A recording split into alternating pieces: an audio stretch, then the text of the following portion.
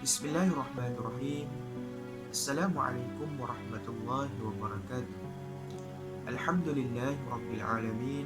Wassalatu wassalamu ala asyrafil anbiya'i wal mursalin wa ala alihi wa sahbihi ajma'in. Saban tahun, setiap tahun kita sering mendengar perkataan ma'al hijrah ataupun awal Muharram. Apakah yang sebenarnya berlaku dan apakah peristiwa yang terjadi? InsyaAllah pada video kali ini kita akan rungkaikan secara ringkas dan padat supaya dapat memberi kefahaman secara mendalam kepada hadirin sekalian. Terlebih dahulu, bulan Muharram ini merupakan satu bulan di mana sebagai bulan pertama dalam kalender hijrah. Ini menunjukkan bahawa penghijrahan Nabi Muhammad sallallahu alaihi wasallam dari kota Mekah ke kota Madinah adalah satu perkara yang cukup besar dalam Islam. Hijrah itu sendiri bermaksud berpindah dari satu tempat ke satu tempat yang lain. Manakala pula hijrah dari segi istilah pula, penghijrahan Nabi Muhammad sallallahu alaihi wasallam dari kota Mekah ke kota Madinah pada tahun 622 Masihi bersama-sama dengan sahabat baginda Rasulullah setelah 13 tahun menjadi kerasulan. Ini bermakna pada tahun ini sudah 1443 tahun peristiwa hijrah ini berlalu. Peristiwa hijrah ini bermula di mana Nabi Muhammad sallallahu alaihi wasallam sebagai permulaannya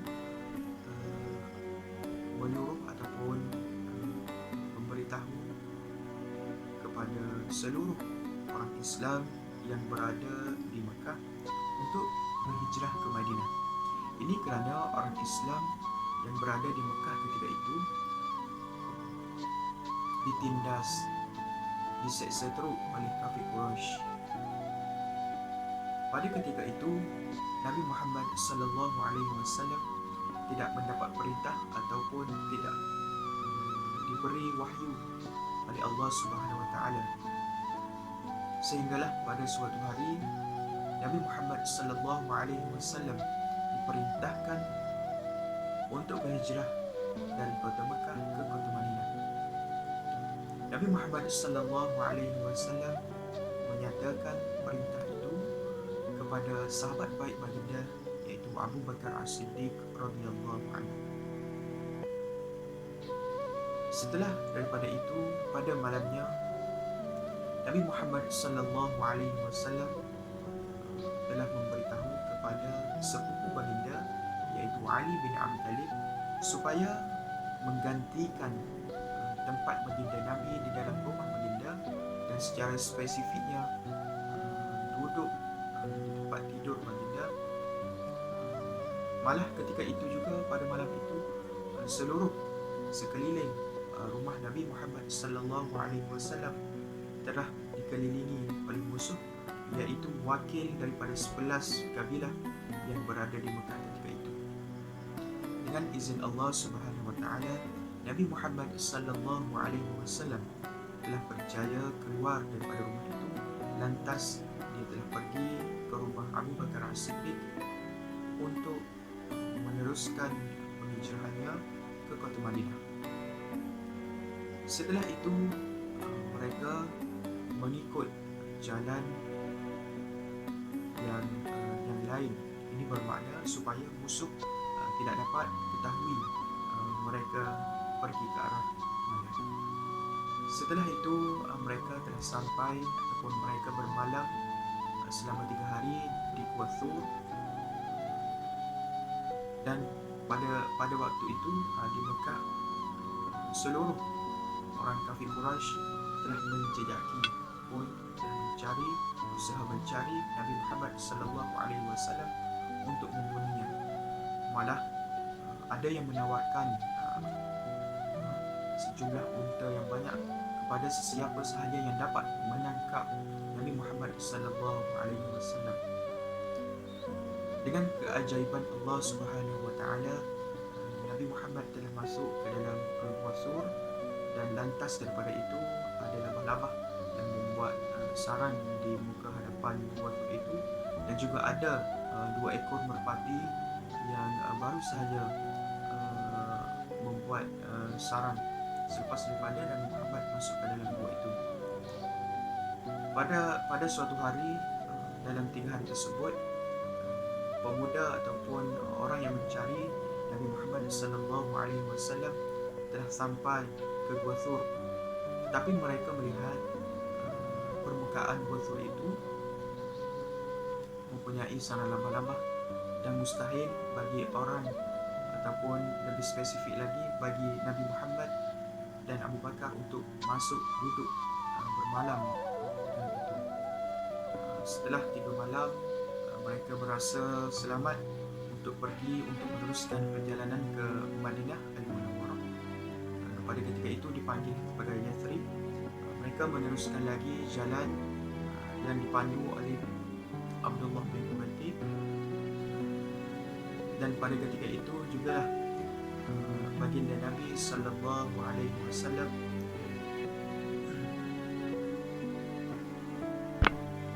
setelah beberapa hari Nabi Muhammad sallallahu alaihi wasallam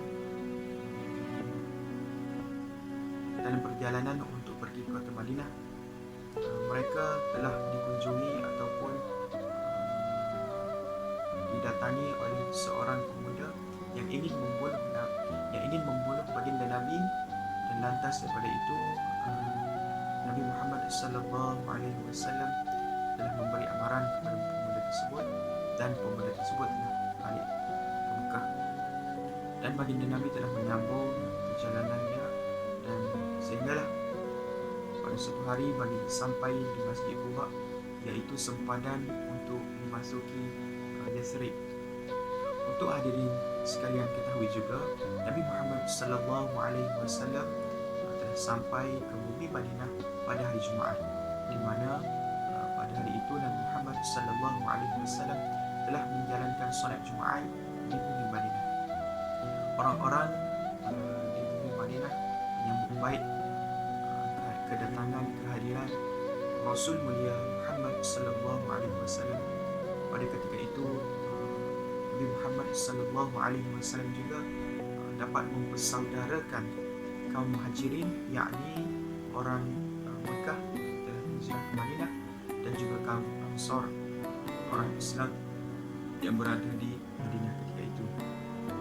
Mereka saling melakukan kebaikan, di mana memberi tempat perlindungan, memberi makanan dan sebagainya. Setelah itulah titik mula tersebarnya Islam ke seluruh dunia, dan alhamdulillah kita dicapinya pada hari ini. Kita berbalik kepada kesan daripada penghijrahan Nabi Muhammad sallallahu alaihi wasallam dari kota Mekah ke kota Madinah. Kesan hijrah ini mempunyai 4 ciri-cirinya. Yang pertama, dari segi sudut agama, kesan daripada sudut agama. Yang kedua pula dari segi sudut politik. Yang ketiga dari segi sudut sosial, dan yang akhir sekali dari sudut ekonomi. Dari sudut agama pula, Yathrib atau dikenali sebagai kota Madinah secara langsung menjadi pusat kepada penyebaran agama Islam, dan juga pada masa itu agama Islam telah berkembang dengan pesat dan meluas, dan penganutnya semakin bertambah ramai, dan pada hari ini ke seluruh dunia Islam bertapak. Keimanan orang Islam semakin mantap pada ketika itu, dan akhir sekali ialah umat Islam dapat beribadat kepada Allah Subhanahu Wa Taala dengan lebih terbuka dan selesa.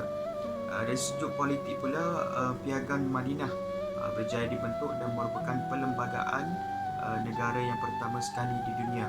Dari sudut sosial pula, mengubah cara hidup daripada cara hidup secara berpuak-puak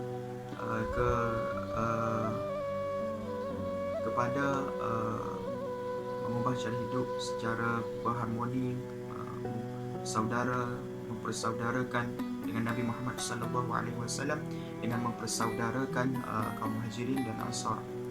Dan akhir sekali, daripada sudut ekonomi, kedudukan ekonomi orang Islam di Madinah ketika itu semakin kukuh. Sistem ekonomi Islam telah diperkenalkan seperti jual beli, pengharaman riba, penipuan dan rasuah dan sebagainya. Dan akhir sekali ialah peniaga-peniaga kecil tidak lagi ditindas oleh golongan saudagar, yakni golongan atas salah orang yang mari ingin berdagang. Jadi kita sebagai umat Islam yang hidup di muka bumi ini pada hari ini perlu bersyukur dan perlu mengambil iktibar daripada peristiwa hijrah Nabi Muhammad sallallahu alaihi wasallam, kerana kisah hijrah Nabi Muhammad sallallahu alaihi wasallam yang menjadi titik tolaknya tersebar luasnya Islam pada hari ini. Jadi itu saja daripada saya, perkongsian sedikit. Apa yang baik datang daripada Allah Subhanahu Wa Taala, apa yang buruk itu datang daripada kelemahan diri saya sendiri. Wallahu a'lam. Assalamualaikum warahmatullahi wabarakatuh.